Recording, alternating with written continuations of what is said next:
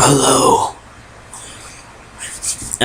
Creepy, which is what our episode of Movie Talk is about. This episode is about,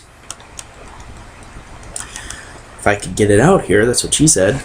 This movie is about, I'm a little tired, sorry. This episode is about the Texas Chainsaw Massacre. This is the original, but all the movies. I wanted to do this before Halloween. This is going to be... I wanted to do this before Halloween. This will more than likely be the last or one of the last episodes of this series that I do in October, so I wanted to try to get this out there before Halloween, since Halloween is what, 6 days away now? Yeah, 6 days. So, since we're only a mere 6 days away from Halloween, I thought, why not spook it up a little more before the actual holiday arrives? And why not take a look at the Texas Chainsaw Massacre? Now, of course, the Texas Chainsaw Massacre, for many, many years, since its inception in 1974, when people went and saw the movie, everybody thought, it's based on a true story, because because the movie actually said it's based on a true story, which was wrong. It wasn't based on a true story. It was mainly drawn up by Tobe Hooper. Is that how you say his name? Tobe Hooper? I think it's Tobe. And it was said by him that it's based on a true story, but it wasn't. So a long time people thought, it's based on a true story, it's real, and I can confirm to you it's not. It's been confirmed by multiple people, including people involved in the movie, that it was based off of the serial killer Ed Gein, who I did a video on earlier this month, and it wasn't real. When I was a kid, and the Texas Chainsaw Massacre, it scared the shit out of me. The original.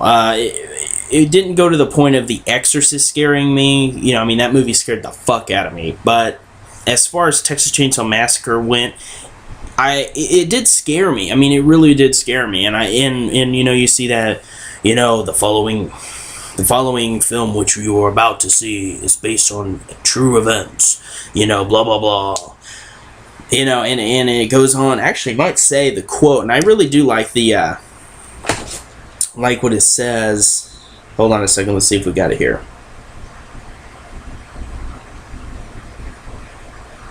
And that doesn't. I was kind of hoping they would have it written on the back, but I don't think they do.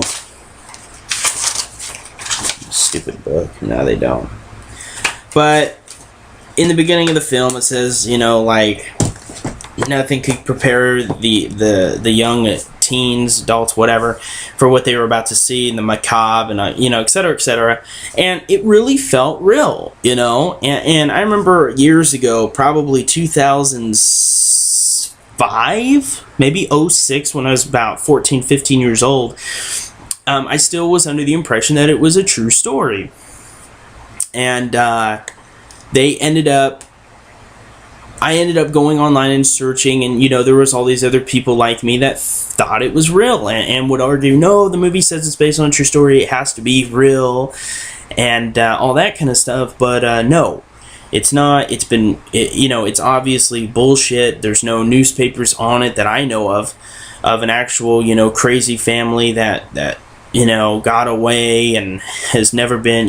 Believe me, if it was real, it would be fully well known about it. It wouldn't be a controversial thing of people saying, well, is it real or is it fake? Believe me, it wasn't real.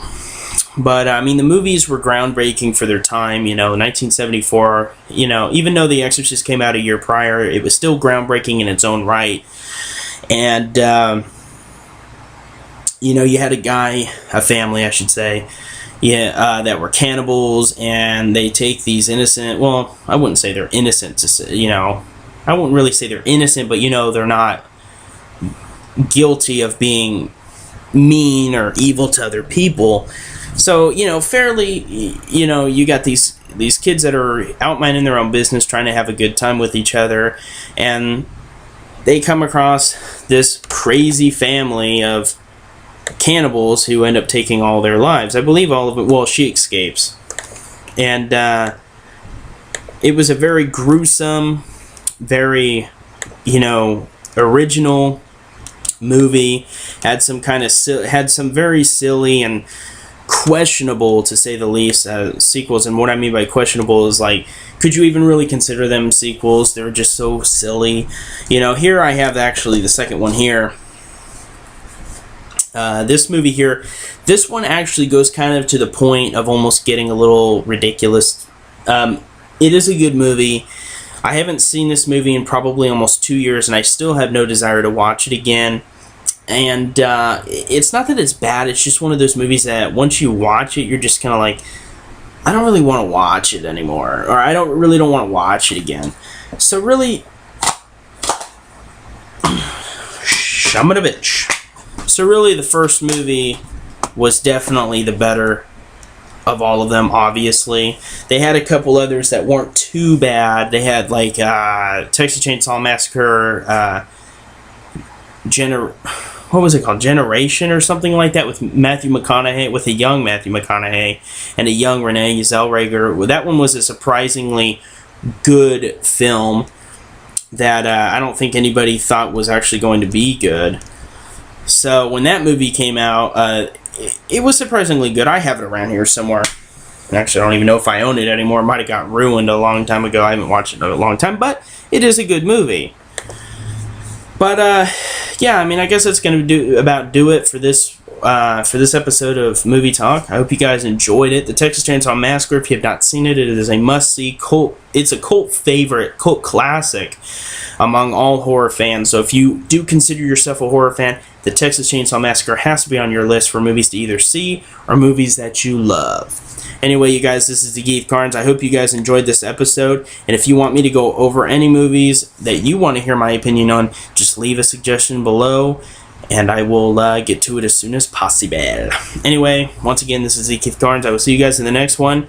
And yeah, I should see you guys again on tomorrow, Friday. Peace.